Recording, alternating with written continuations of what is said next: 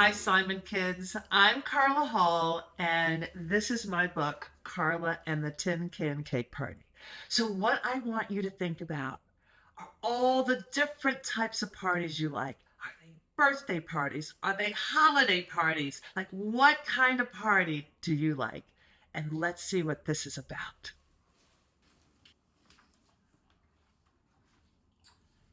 Carla and the Tin Can Cake Party. And by the way, this is Bubba. Bubba's going to be showing up a lot. All right. Are you getting an idea of what kind of party it is? Kim and I love to visit our grandparents, Granny and Doc. From the second we arrive, it's all joy, all fun, all love. So those are our grandparents. And by the way, my granny would be my age right now, about 60, 61. So she's not going to be talking like this.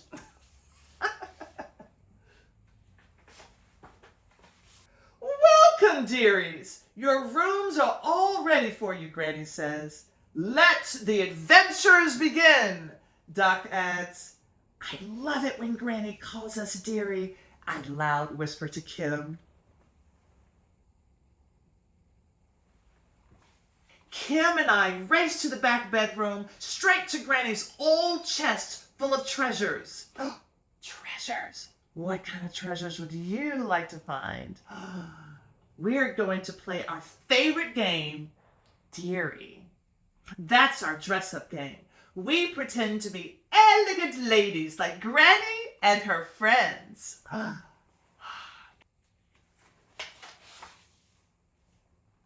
So, dearie, what shall I wear today? I ask in my high-pitched, grown-up voice. Well, let's see, dearie, Kim replies as she digs through the chest, pulling out fancy dresses, hats, and purses.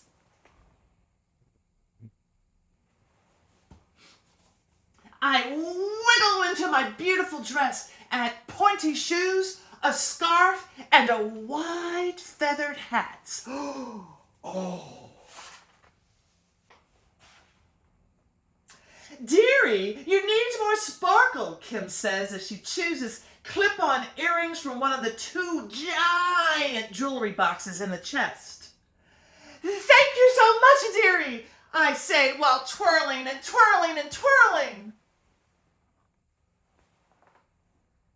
Then I sparkle up Kim's outfit. Dearie, this necklace is perfect for you, and you need gloves. Oh, why, yes, dearie, Kim replies. All dressed up and everywhere to go, we wobble into the living room in our oversized fancy shoes. Hello, sir. How do you do? I ask with a curtsy. Well, well, well, you two look very festive, Doc says. Well, hello, dearies, Granny says. Where are you two off all gussied up? I'm having a tea party, and everyone's invited, I blurt out. Bubba will be my guest, too.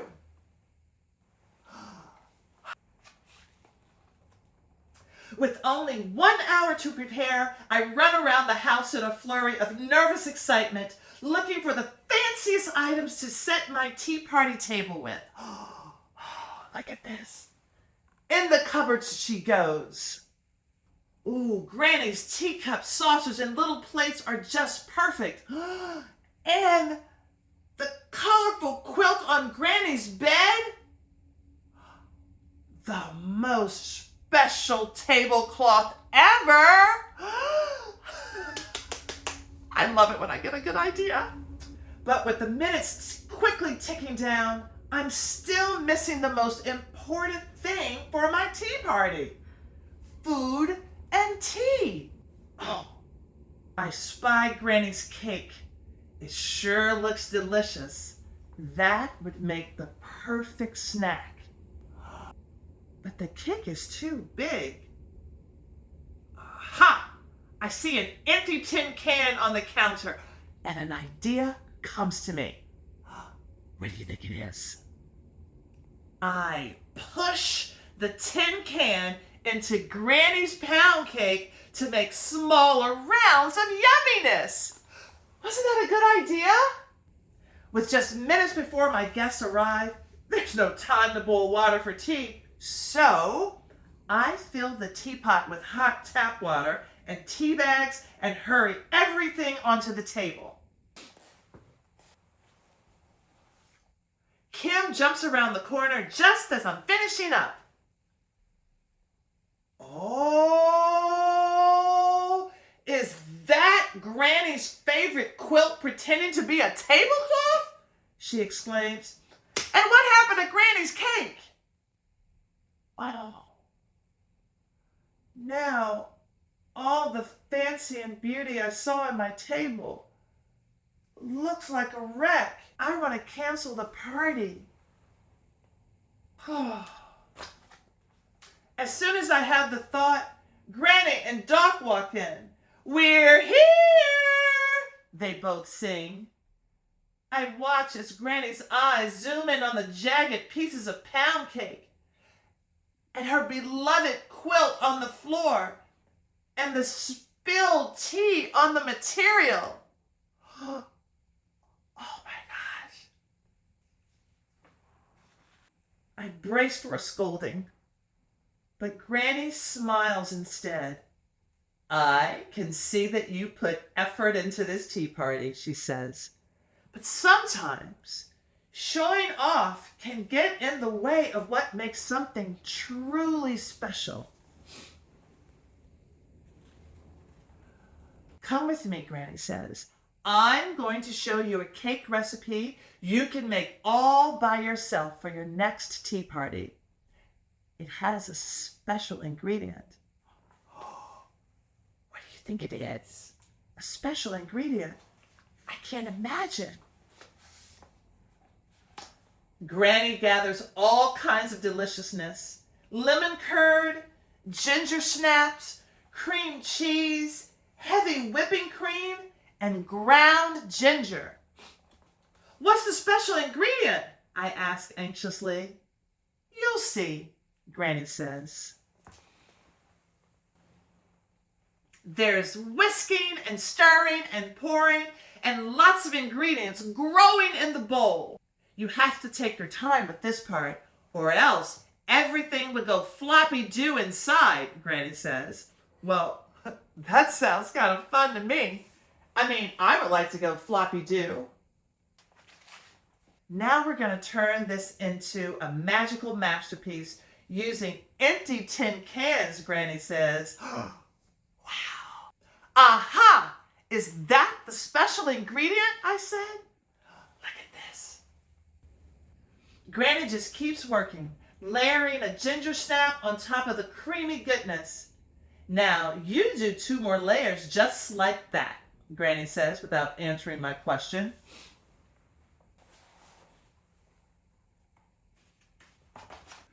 When I am done, we cover the tin cans with plastic wrap and pop them in the freezer. But, Granny, didn't we forget something? I ask. Everything we need to put in the cakes is in there. Even the special ingredient, Granny says. Well, what is it? When did you add it? I ask.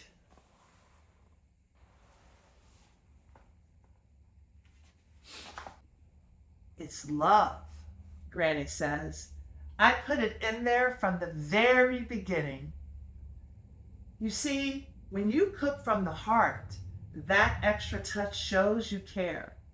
That makes your food delicious. Is my love in there too? I ask.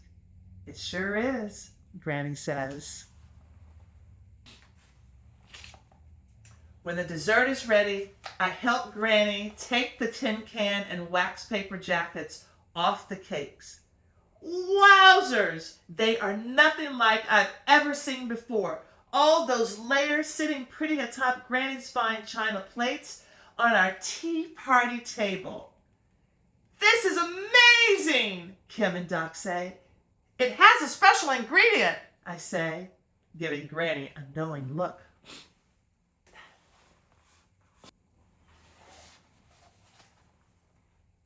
On the plate, in Granny's smile, in each of our hearts, love is there, filling the room with a spirit and joy I will remember always.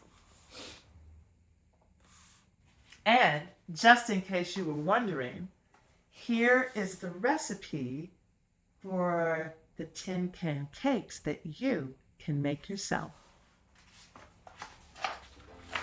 The end.